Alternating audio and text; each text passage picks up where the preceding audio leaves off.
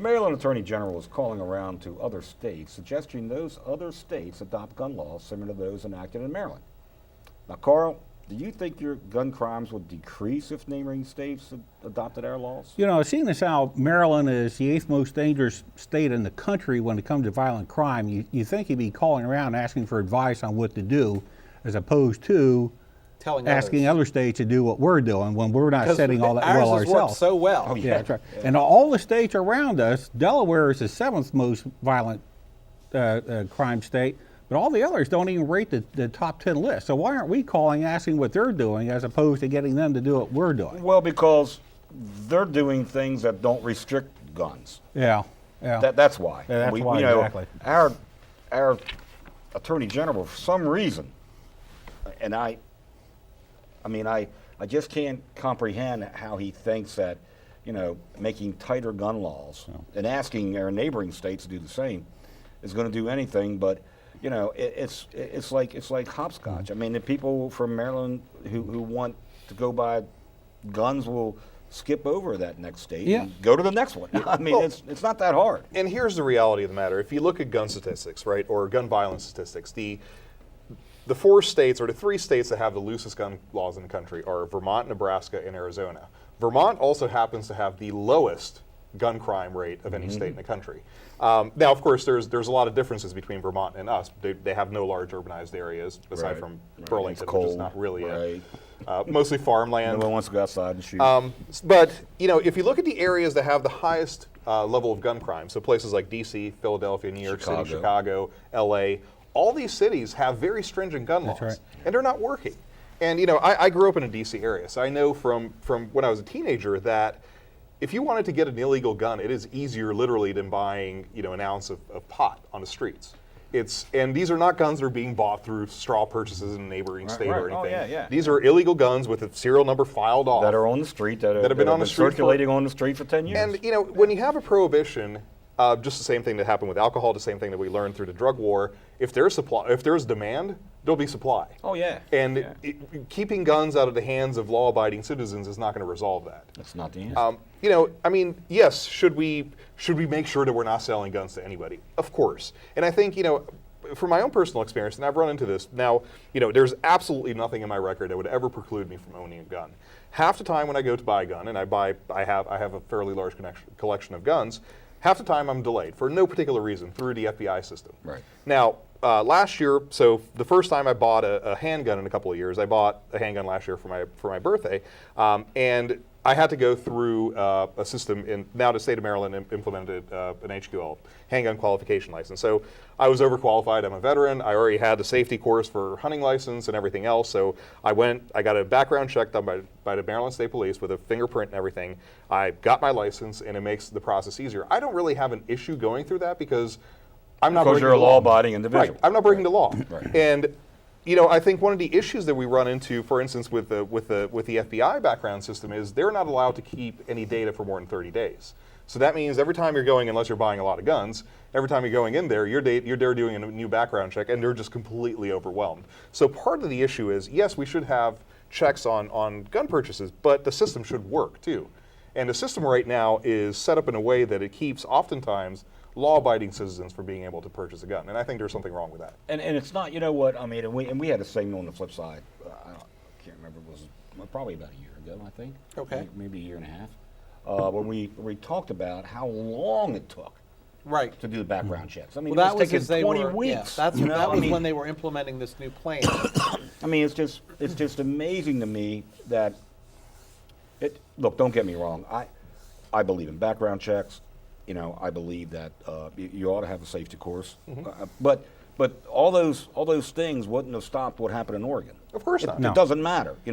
All those things and stricter guidelines in Chicago. And year to date they've had over 2,300,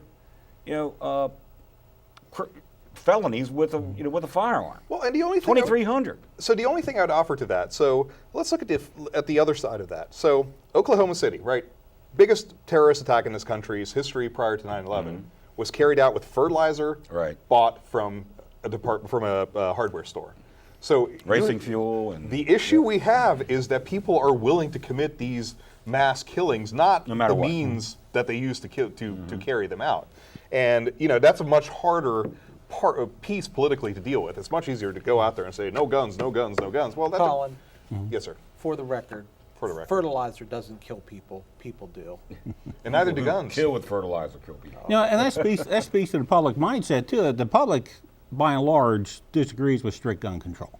Okay, but we do have a lot of politicians who want to run out there and say the government has to do something to fix a problem that the government is probably just not capable of fixing. They are not period. capable of fixing. And, Because as and we long ought as not to they're- be running to the government every time something happens, looking for a solution from the government when. And the criminals, by definition, are not going to follow the rules. Well, I won't pass a background check, but I'm going to take one anyway because I want to buy a gun so that I can go rob this store. Here's Well, my background check. And here's I have a good friend of mine that always brings this up. Who's a criminal? No, he's not a criminal. In arguments, if you're going to go rob a bank, the last thing you're going to be worried about is an illegal weapons charge because probably yeah. the bank robbery is Yeah. going to be much more of a. Oh yeah, you're going to get more time for that anyway. Right. And I lost my train of thought. Thank you. I'm sorry. Agreeing It's all with you. Colin's fault. It is Colin's fault. But what you were saying, Carl, is I've asked, and I get into these conversations, unfortunately, on Facebook with people, and I've tried not to, but for some reason I just Oh, you don't can't try that not- hard. Come I on. do. I do. There was like 2 weeks where I didn't interact with this one person at Oh, all my because goodness. all he Okay. ever did was post about firearms, period, and restricting them. Well, anyway, I was into this conversation with someone on Facebook, and I posted a meme, which I do sometimes just to be funny because I need to break it up in there and make people laugh a little bit as opposed to be mad about everything. But anyway, it was about, this was kind of a series that said, Cain killed Abel with a rock. All right. And this person said, yeah, one person. So I said back, I said, you mean to tell me it's okay then just to kill one person?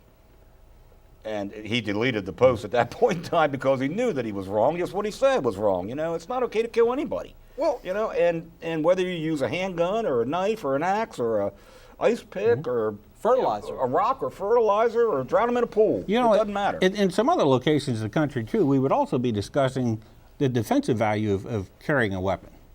I mean, if somebody in that Oregon crowd had a weapon, we may not have had as many deaths as we had. Supposedly there was somebody who. This is what's funny because I hear people now on Facebook claiming, well, you can carry in Oregon and some of these students had weapons. It's a gun-free school. I mean, how do they have weapons? That's right. Right. So I mean, they were already violating the law. right. Okay? you may be able to carry. And I think the one piece that gets lost in this argument as well is the Second Amendment exists for a reason. And it's not to protect hunting rights. It's because there would have been no Constitution had the colonists not been able to arm themselves and stand up against the British in the first place. So, everybody seems to forget that, and people will come out and say, well, the colonists didn't stand up to the British with hunting weapons, but actually they did. The British were using a smoothbore musket, which was accurate to less than 50 yards.